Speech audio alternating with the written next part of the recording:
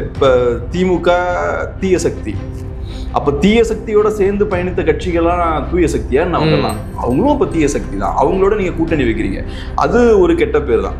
அவங்களோட அரசியலை காம்ப்ரமைஸ் பண்ணி அந்த கூட்டணி வைக்க, இது கொள்கையின் அடிப்படையில் அமைந்த ஒரு கூட்டணி கிடையாது. இப்போ எனக்கு என்னன்னா, எனக்கு அந்த மாதிரி பெரிய வார்த்தைகள்லாம் யூஸ் பண்ண எனக்கு விருப்பம் இல்லை. ஏன்னா தாவேக்காவுக்கு கொள்கையே கிடையாது. அதனால தான் நான் கொஞ்சம் தயங்கி சுத்தி பேசிக்கிட்டு இருக்கேன்.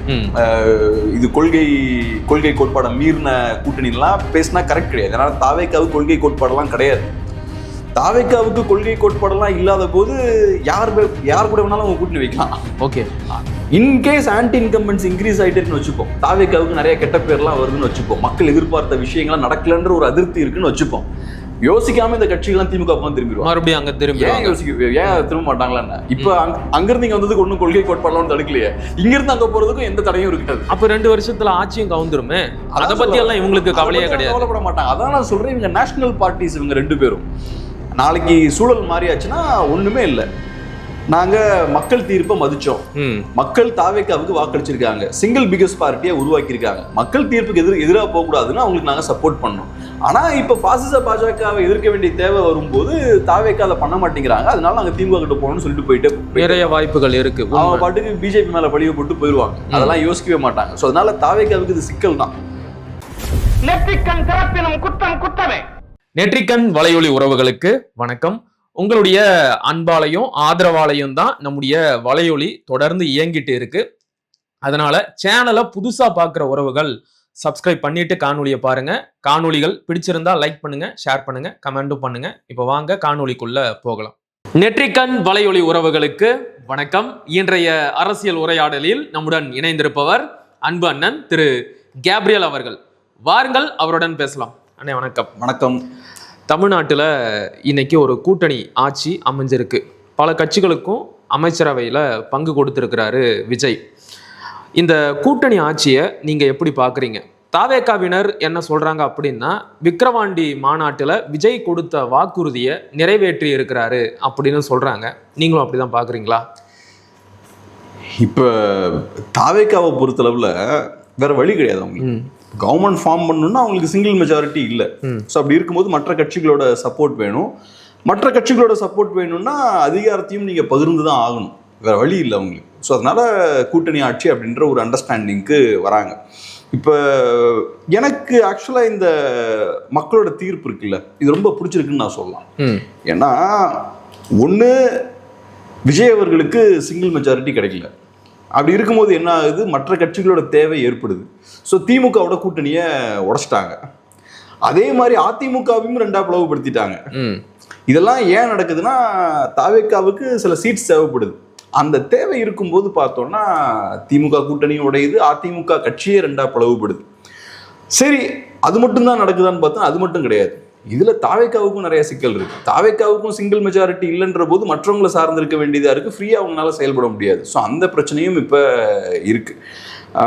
ஒரு வகையில பார்க்கும்போது ரைட், பல ஆண்டுகள் கழித்து இப்ப முதல் முறையா ஒரு கூட்டணி ஆட்சி நடக்குது அப்படின்றது நல்ல விஷயம்தான். ஆனா இதுல தாவேக்காவுக்கு நிறைய சிக்கல் இருக்கு. இப்ப கூட்டணி ஆட்சின்னு வரும்போது எல்லாருக்கும் ஒரு சிங்கிள் ஐடியாலஜியோ ஒரு சிங்கிளான ஒரு அரசியல் இருந்தா பரவாயில்ல. இப்ப தாவேக்கா திமுக எதிர்ப்பு அரசியல் பேசக்கூடிய கட்சி, ஐடியாலஜியில் அதெல்லாம் தாண்டி அரசியல்னா திமுக எதிர்ப்பு.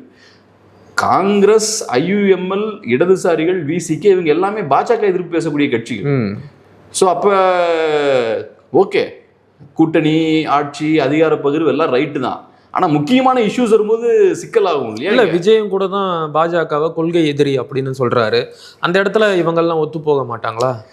கொள்கை எதிரின்னு சொல்றது வேற, ஆனா அதை தாண்டி பாஜகவை எதிர்த்து அரசியல் பண்றது வேற.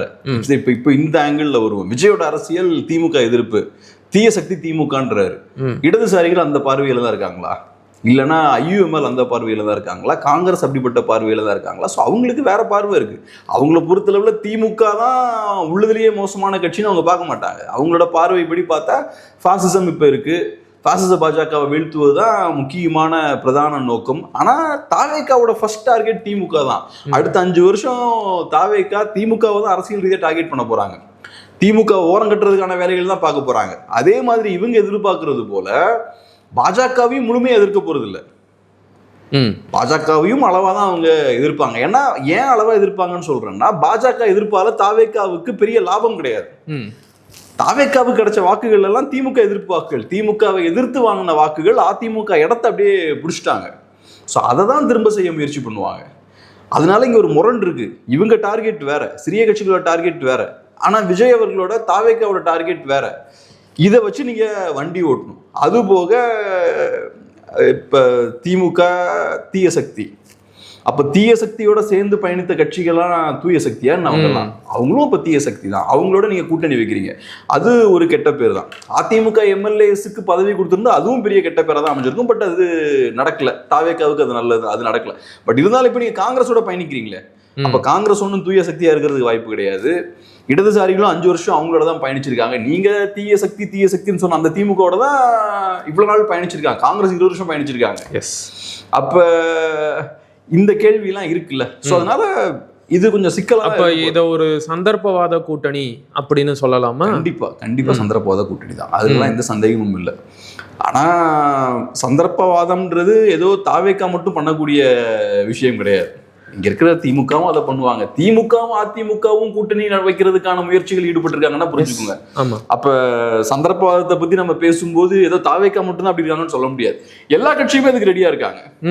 காங்கிரஸ் இவ்வளவு நாளா திமுகவோட பயணித்த காங்கிரஸ் எலெக்ஷன் முடிஞ்ச உடனே டக்குனு திமுக ஒதுக்கி போட்டு இங்க வந்துட்டாங்க. அதேதான் அண்ணன் திருமாவளவனும் அண்ணன் சீமானும் விஜயும் RSS பெற்றெடுத்த பிள்ளைகள் அப்படின்னு சொல்லிட்டு இன்னைக்கு அமைச்சரவையில இடம் தரேன் அப்படின்னு உடனே தாவேக்கா ஆதரவு நிலைப்பாட்டுக்கு போயிட்டாங்க. ஸோ அதான் என்னோட பாயிண்ட் என்னன்னா, சந்தர்ப்பவாத அரசியல் பத்தி நம்ம பேசும்போது வெறும் தாவேக்கா மேல மட்டும் அந்த குற்றச்சாட்டு நம்ம வைக்க முடியாது. இங்க இருக்கக்கூடிய சிறிய கட்சிகளா இருக்கலாம், இங்க கூடிய பெரிய கட்சிகளா இருக்கலாம், யாரும் குறைஞ்சவும் கிடையாது.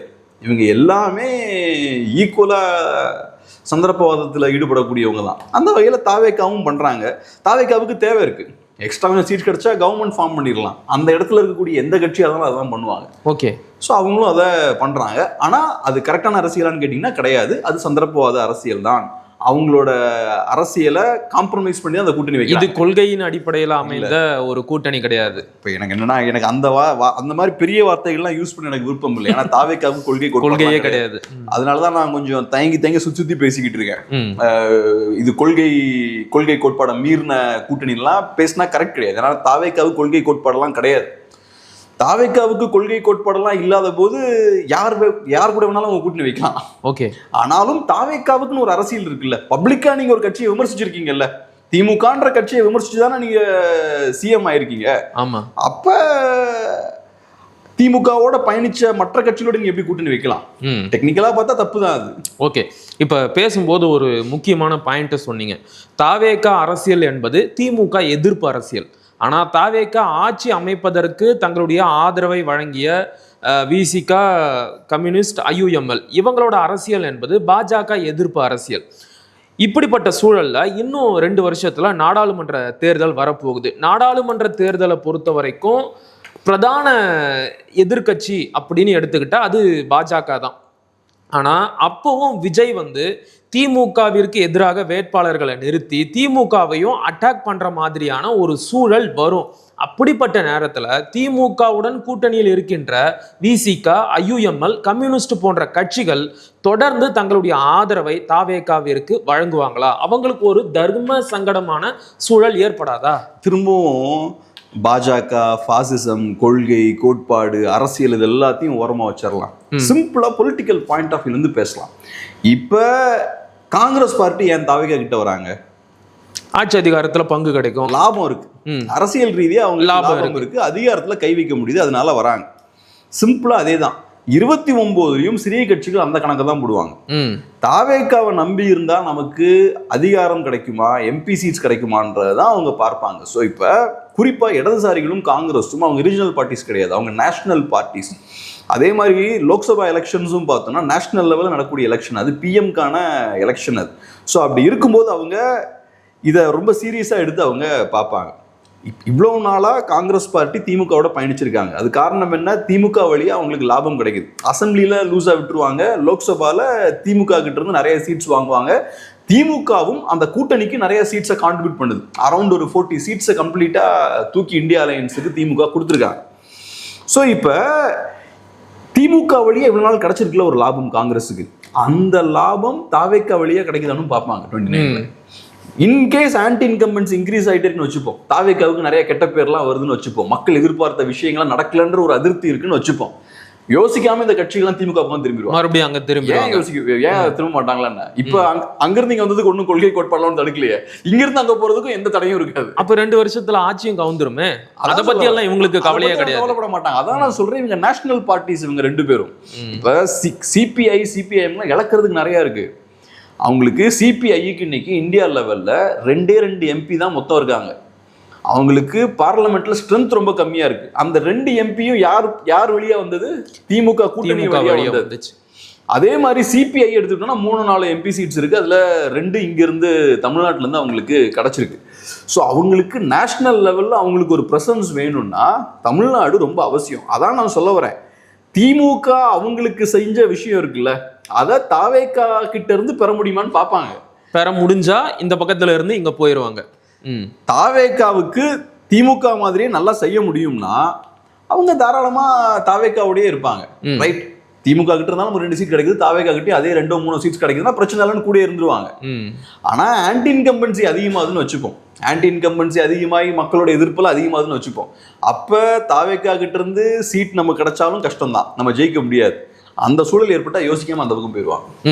திமுக நெக்ஸ்ட் 2 வருஷம் அக்ரெசிவா ஆன்டி டிவிகே பாலிடிக்ஸ் பண்ண போறாங்க. அதனாலதான் சொல்றேன், ஆன்டி இன்கம்பன்சின்ற வார்த்தையை திரும்ப திரும்ப தான் யூஸ் பண்றேன். அவங்க சும்மா உட்காந்துருக்க போறது கிடையாது, அதிமுக மாதிரியான எதிர்கட்சி கிடையாது.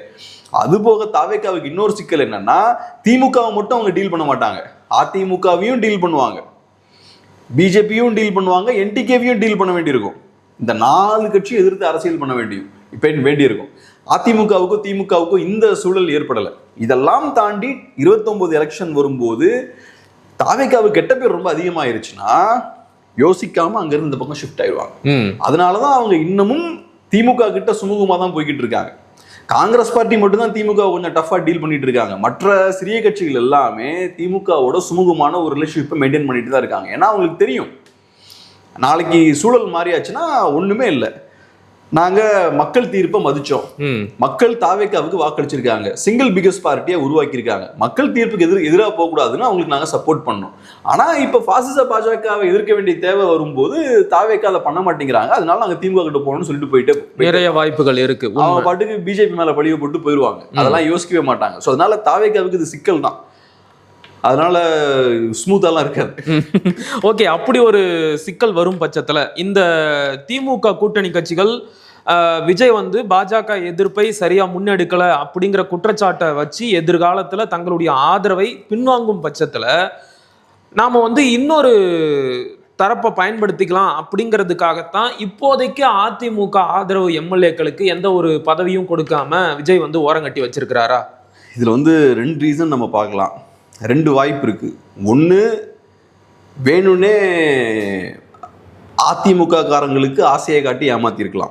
ஏன்னா இப்ப கட்சி 2ஆ உடஞ்சு போச்சுல. ஆமா, அதிமுக காரங்களை இதுக்கு முன்னாடியும் தாவேக்கா ரொம்ப அழகா யூஸ் பண்ணிருக்காங்க. கண்டிப்பா கரூர் சம்பவம் நடந்தப்பவும் கரெக்டா அதிமுகவை யூஸ் பண்றாங்க, அதிமுக சப்போர்ட் பண்றாங்க. இவங்கள அதிமுக ஓப்பனா டிவிகே வந்த காலகட்டத்தை சப்போர்ட் பண்றாங்கனாலே டிவிகே காரங்க பாசிட்டிவா ஏதோ அவங்ககிட்ட சொல்லிருக்கணும்ல, உங்ககிட்ட வரதுக்கு எனக்கு விருப்பம் இருக்கு சொல்லிருக்கணும். அதை நம்பிதான் அவங்க பேசுறாங்க, அசம்பிளில போய் பேசுறாங்க, கொடி பறக்குதுன்றாரு இபிஎஸ். அதுக்கப்புறம் பிரச்சனை எல்லாம் முடிஞ்சதுக்கு அப்புறம் ஏடிஎம்கேவே அட்டாக் பண்ண ஆரம்பிச்சிட்டாரு, விஜய் அட்டாக் பண்ண ஊழல் சக்தி அப்படின்னு சொன்னா. அப்ப கரெக்டா அதிமுகவை யூஸ் பண்ண வேண்டிய இடத்துல யூஸ் பண்ணிட்டு ஆசை காட்டி அதுக்கப்புறம் பட்டுன்னு தூக்கி போட்டாச்சு. அப்ப கரெக்டா யூஸ் பண்ணாங்க. இப்பவும் பார்த்தீங்கன்னா அங்கிருந்து கட்சியை உடச்சுக்கிட்டு 25 எம்எல்ஏஸ் இங்க போறாங்க. ஃபர்ஸ்ட் 27, அப்புறம் 25 இப்ப கம்மியாயிருக்கு. 25 எம்எல்ஏஸ் கட்சியை உடச்சிட்டு இங்க வந்திருக்காங்க. சும்மா உடச்சிட்டு வந்திருக்க மாட்டாங்க, ஏதோ ஒரு ஹோப் இங்க இருந்து கொடுத்துருக்கணும். அதை பார்த்துதான் அவங்க ரைட்டு நம்பி போலான்னு உடச்சிட்டு வந்திருக்காங்க. இப்ப நடுவில் மாட்டிட்டு இருக்காங்க. இதை வந்து எப்படி நம்ம பார்க்கலாம்னா, அதிமுகன்ற கட்சியை 2ஆ உடைக்கிறதுல தாவேக்காவுக்கு நிறைய லாபம் இருக்கு. ஏன்னா தாவேக்கா பேசக்கூடியது அதிமுக அரசியல தான், திமுக எதிர்ப்பு தான். கண்டிப்பா திமுக எதிர்ப்பை தாவேக்கா பேசும்போது அதுக்கு போட்டியா அதிமுக இருக்கிறது நல்லது இல்ல. நாளைக்கு திரும்பவும் அதிமுக மீண்டு வர்றதுக்கு வாய்ப்பு இருக்கு. அதிமுக கம்ப்ளீட்டா முடிச்சுட்டா தாவேக்காவுக்கு போட்டியே இருக்காது. ஸோ ஒரே நேரத்தில் விஜய் வந்து திமுகவோட கூட்டணியையும் செதைச்சிருக்கிறாரு, அதிமுகவை பிளவுபடுத்தி அதை மொத்தமாக அழிக்கிறதுக்கான வேலையும் பார்த்துருக்கிறாரு. பலவீனப்படுத்துற வேலையும் டிவிக்கே பார்த்துருக்கலாம்.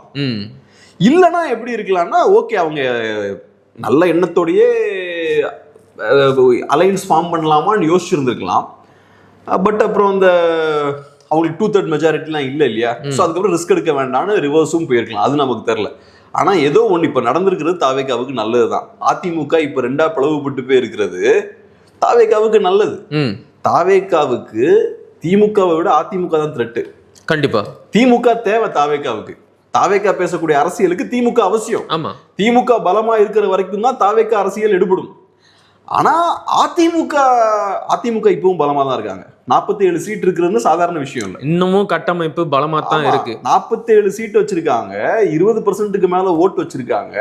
நாளைக்கு இருக்குமா இருக்காதா, நாளைக்கு வீழ்ச்சியை சந்திப்பாங்க, அதெல்லாம் செகண்டரி. ஆனா இன்னைக்கு 47 சீட்ஸ்ன்றது விளையாட்டே கிடையாது.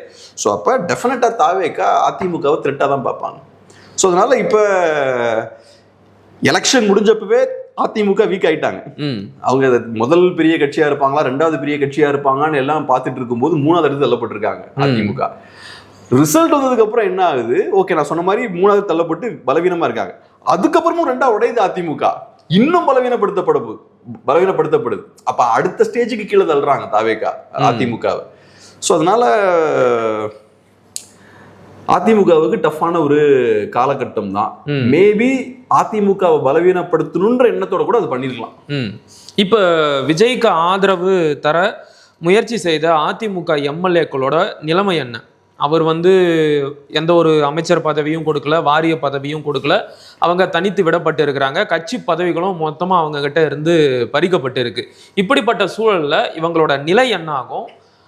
மறுபடியும் ஒன்று சேர்றதுக்கு வாய்ப்பு இருக்கா?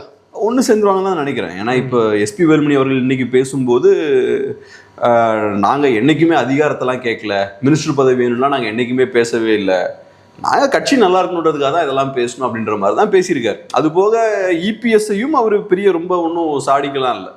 ஸோ அதை வச்சு பார்க்கும்போது இபிஎஸ் அவர்களும் ரொம்ப ஈகோவெல்லாம் இப்போ காட்ட முடியாது. ஏன்னா அதிமுக வீக்காக இருக்கு.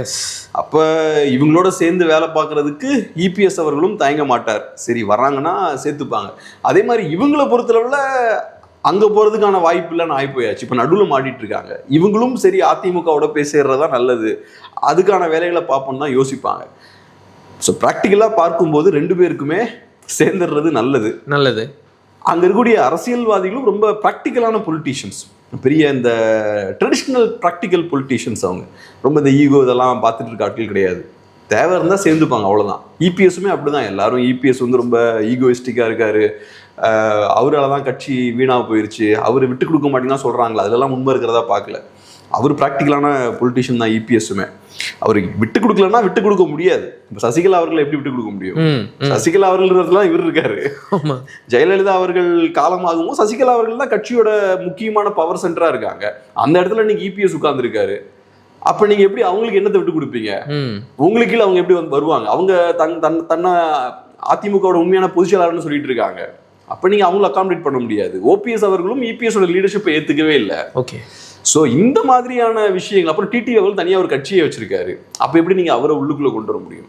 ஸோ அதனால வெளிலிருந்து பேசும்போது அவர் அகாமடேட் பண்ணல, ரொம்ப ஈகோயிஸ்டிக்காக இருக்காரு, விட்டு கொடுக்க மாட்டேங்கிறாரு, அனுசரித்து போக மாட்டேங்கிறான்னு சொன்னாலுமே அவர் ப்ராக்டிக்கலான பொலிட்டீஷியன் தான். அதனால சிவி சண்முகம், எஸ்பி வேலுமணி தரப்பும் சரி, இபிஎஸ் தரப்பும் சரி, அவங்க 2 பேருக்குமே தெரியும் இருக்கிற நிலைமையில நம்ம சண்டை போட்டுட்டுலாம் இருந்தோம்னா ரொம்ப மோசமாக போயிடும், பேசாமல் சேர்ந்து போகிறது பெட்டர்னு அவங்களுக்கு தெரியும். இப்போ இன்னொரு டாக் என்ன ஓடுது அப்படின்னா, காங்கிரஸ் கட்சி, அதன் பிறகு திமுகவோட கூட்டணி கட்சிகளான விசிக, கம்யூனிஸ்ட் பார்ட்டிஸ்ட், ஐயுஎம்எல், இவங்களோட ஆதரவில் தான் விஜய் ஆட்சி அமைச்சிருக்கிறாரு. தேர்தலுக்கு முன்னாடி இப்படி ஒரு கூட்டணியை தான் விஜய் எதிர்பார்த்தாரு. திமுகவோட கூட்டணி கட்சிகளை மொத்தமாக உடைச்சி தாம் பக்கம் கொண்டு வரணும் அப்படிங்கிறதுக்காக தான் ஆட்சி அதிகாரத்தில் பங்குங்கிற ஆஃபரையும் அவர் முன்மொழிஞ்சார். ஆனால் தேர்தலுக்கு பிறகு அவருக்கு அந்த கூட்டணி கிடைச்சிருக்கு. இதை தக்க வைக்கிறதுக்காகவும் இந்த ஆட்சி அதிகாரத்தில் பங்கு கொடுக்கப்பட்டு இருக்கலாம் அப்படிங்கிற ஒரு டாக் ஓடுது. நீங்களும் அப்படிதான் பார்க்குறீங்களா? கண்டிப்பாக. இப்போ தாவேகா அவங்க கவர்மெண்ட்டை பாதுகாக்கணும்னா டெஃபினட்டாக பவரை ஷேர் பண்ணி தான் ஆகணும். இப்போ லெஃப்ட்டுக்குமே அவங்க மினிஸ்டர் பதவி கொடுக்க ரெடியாக தான் இருப்பாங்க. அப்படி கொடுக்கறது அவங்களுக்கு நல்லது. ஒன்ஸ் நீங்கள் அதிகாரத்தை பகிர்ந்துக்கிட்டீங்கன்னா அதுக்கப்புறம் நீங்கள் அவங்களை நம்பலாம். நம்மளை விட்டு போக மாட்டாங்க. ஏன்னா நம்மளை விட்டு போனா அதிகாரமும் கையை விட்டு போயிடும். ஸோ அதனால தாவேக்காவோட பயணிப்பாங்க அப்படின்ற கேரண்டி கிரியேட் ஆயிடும். ஸோ ஒரு 2 மினிஸ்டர் பதவி நீங்க காங்கிரஸ்ல கொடுத்துட்டீங்கன்னா உங்க கூட தான் அவங்க இருப்பாங்க அடுத்த 5 வருஷம். பிரச்சனையே இருக்காது, அவங்கள நீங்க நம்பலாம். ஆனா இப்ப லெஃப்ட் என்ன பண்றாங்க, நாங்க வெளியிருந்து ஆதரிப்போம் அப்படின்றாங்க. உங்களால அவங்களுக்கு எந்த லாபமும் இல்லை, ஆனா அவங்கனால உங்களுக்கு நிறைய லாபம் இருக்கு. அப்ப நாளைக்கு பிரச்சனை வரும்போது உங்களை சார்ந்தவங்க இருக்க மாட்டாங்க, திமிரா அவங்களை கேள்வி கேட்பாங்க. இதே இது நீங்க அவங்களுக்கு சீட்டை 2 பதவி மினிஸ்டர் பதவியை கொடுத்துட்டீங்கன்னா கப்பு சிப்புன்னு அமைதியாயிருவாங்க. உங்களால அவங்களுக்கு நிறைய லாபம் இருக்கு. அவங்கனால உங்களுக்கு வர லாபத்தை விட உங்களால அவங்களுக்கு நிறைய லாபம் இருக்கு. அவங்க எப்ப தமிழ்நாட்டில் மினிஸ்ட்ரியில இருந்திருக்காங்க இந்த லாஸ்ட் 50 இயர்ஸ்ல? அவங்க விசிகே, IUML, அப்புறம் காங்கிரஸ், இவங்களுக்குலாம் அதிகார பகிர்வு பல ஆண்டுகளுக்கு அப்புறம் இப்பதான் கிடைக்குது. ஸோ அப்ப அதனால இப்ப வந்து என்னன்னா தாவேக்கா அதை விரும்புவாங்க. இவங்களுக்கு நம்ம கொஞ்சம் பதவிகளை கொடுத்துட்டோம்னா பிரச்சனை இருக்காது. பட் இப்போ லெஃப்ட் எல்லாம் அதனால கொஞ்சம் லெஃப்ட் எல்லாம் என்ன சொல்லலாம்னா ஒரு டைம் பாம் மாதிரி பார்க்கலாம், நாளைக்கு வெடிக்கலாம், எப்போ வேணாலும் ஆதரவை விலகிக்கலாம். ஸோ அதிகாரத்தை பகிர்றது தாவேக்காவோட விருப்பமா இருக்கும் இந்த இடத்துல. ஓகே, இப்போ தாவேக்காவிற்கு ஆதரவு தெரிவித்து அவங்களோட அமைச்சரவையில் திமுக கூட்டணி கட்சிகள் பங்கெடுத்துக்கிட்டாங்க. இது திமுகவோட மூத்த தலைவர்கள் மத்தியில் ஒரு சின்ன சலசலப்பை ஏற்படுத்தி இருக்கு. குறிப்பாக ஆ ராசாவை எடுத்துக்கிட்டா மறைமுகமாக இந்த கூட்டணி கட்சிகளை தாக்குற மாதிரியான பதிவுகளை தொடர்ந்து போட்டுக்கிட்டு இருக்கிறாரு. ஸோ ஆல்ரெடி திமுக கூட்டணி உடைய தொடங்கிருச்சு அப்படின்னு எடுத்துக்கலாமா? கூட்டணி தான் உடஞ்சிருச்சு, கூட்டணியே இல்லையே. இல்ல, நாங்க திமுக கூட்டணியில தான் இருக்கிறோம், ஆதரவை மட்டும்தான் தரம் தானே சொன்னாங்க. அப்ப இப்பதான் அமைச்சர் பதவி உங்களுக்கு கொடுத்துட்டாங்களே விசிகேவுக்கு. இடதுசாரிகள் மட்டும்தான் அந்த பழைய ஸ்டாண்ட்ல இருக்காங்க. விசிகே நிலைப்பாட்டை மாத்தியாச்சு.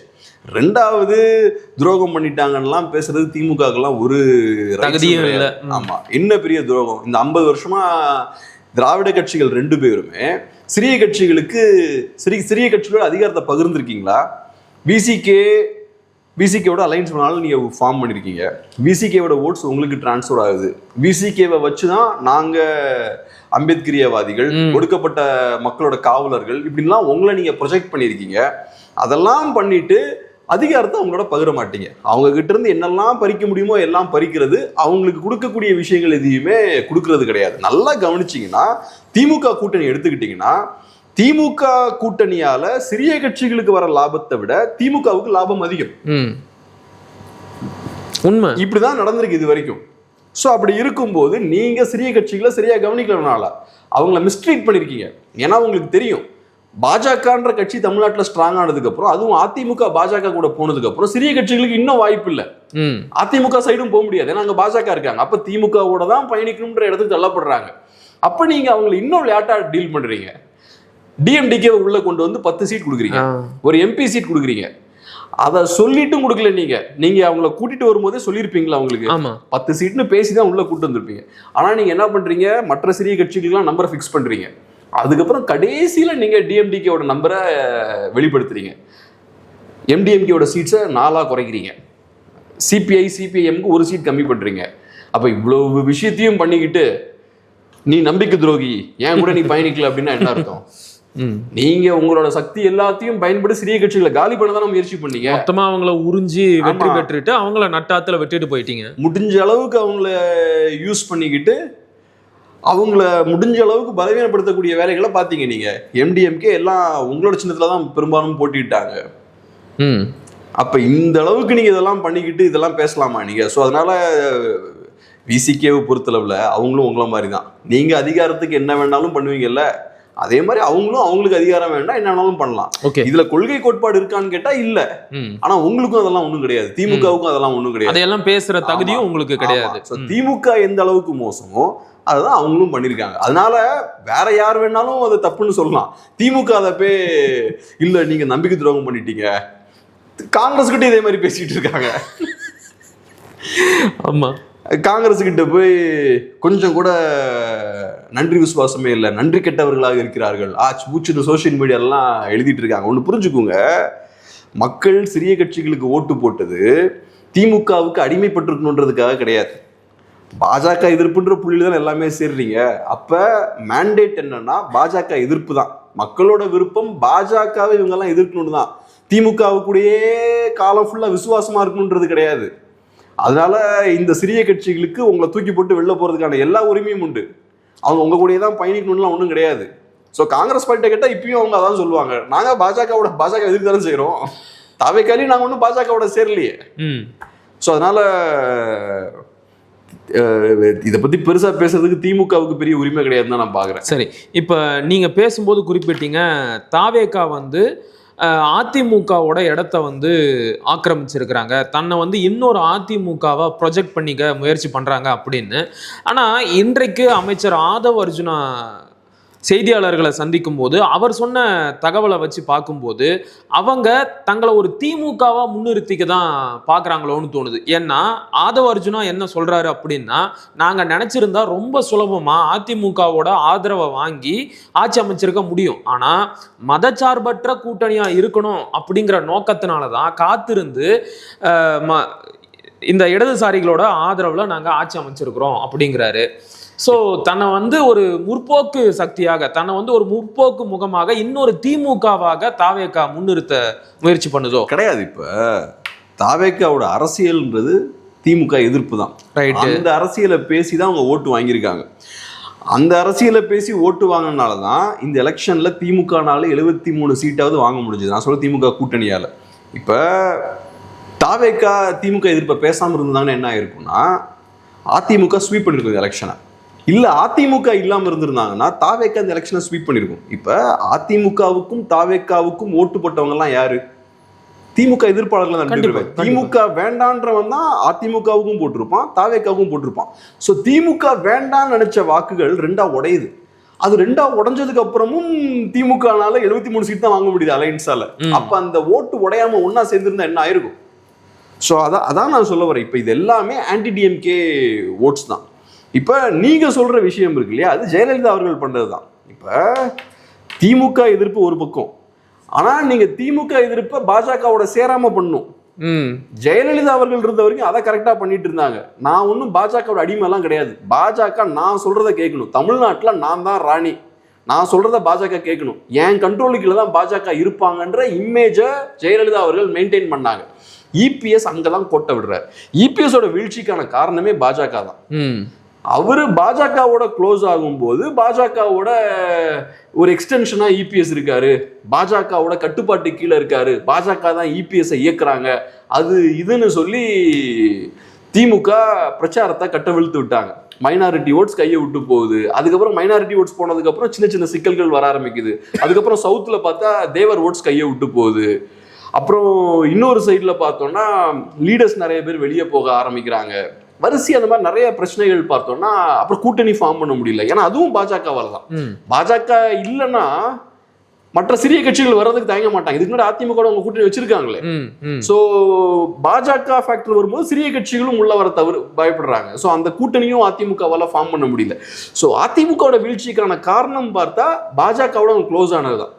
சோ தாவேகா அதை ரொம்ப கவனமா இருக்காங்க. அதுல இந்த அவங்க எலெக்ஷன் முடிஞ்சதுல இருந்து பாத்தீங்கன்னா பாஜகவோட டிஸ்டன்ஸ் மெயின்டைன் பண்ணிட்டே இருக்காங்க. எந்த வகையிலையும் நம்மள பாஜகவோட கனெக்ட் பண்ணிடக்கூடாது அப்படின்றதுல ரொம்ப கவனமா தாவேக்கா இருக்காங்க. இதுவும் அதோட ஒரு தொடர்ச்சி தான். நாங்க பாஜகவோட க்ளோஸா போக மாட்டோம்ன்றத தெளிவா சொல்றாங்க. ஆனா பெரிய பாஜக எதிர்ப்புலாம் அவங்க பேசல, இது வரைக்கும் பேசல. ஒன்னும் இல்லைங்க. இப்ப தமிழ் தாய் வாழ்த்த 3ஆவதா பாடி இருக்காங்க. திமுக அதை எப்படி டீல் பண்ணிருக்கும், தாவேக்கா எப்படி டீல் பண்றாங்க. நாங்க இப்பயும் ரெக்வஸ்ட் பண்ணோங்க, ஆனா அவங்க செய்யலங்கன்றாங்க. திமுக வரலாம் அது பெரிய அரசியலாக்கி இருப்பாங்க. ஆமா, அதை கரெக்டா சரி செய்திருப்பாங்களான்றது செகண்டரி. ஆனா அதை அரசியலாக்கி இருப்பாங்க. இவங்க அதை அரசியல் ஆக்கல. இவங்க என்ன சொல்றாங்க, நாங்க ரிக்வஸ்ட் பண்ணி சொன்னோங்க, அவங்க செய்யலைங்க அப்படின்றாங்க. ஸோ இதுல இருந்து நம்ம கிளியரா புரிஞ்சுக்கலாம். பட் இவங்களோட ஸ்ட்ராட்டஜி என்னவா இருக்குன்னா, முடிஞ்ச அளவுக்கு நம்ம பாஜகவோட டிஸ்டன்ஸ் மெயின்டைன் பண்ணும் அப்படின்றதுல ரொம்ப தெளிவா இருக்காங்க. அதை செய்யலைன்னா இபிஎஸ்க்கு நடந்தது விஜய்க்கு நடக்கும். அதனால அவங்க தெளிவா இருக்காங்க. ஒரு சைடுல திமுக எதிர்ப்பு, இன்னொரு சைடுல பாஜகவோட டிஸ்டன்ஸ் மெயின்டைன் பண்றது.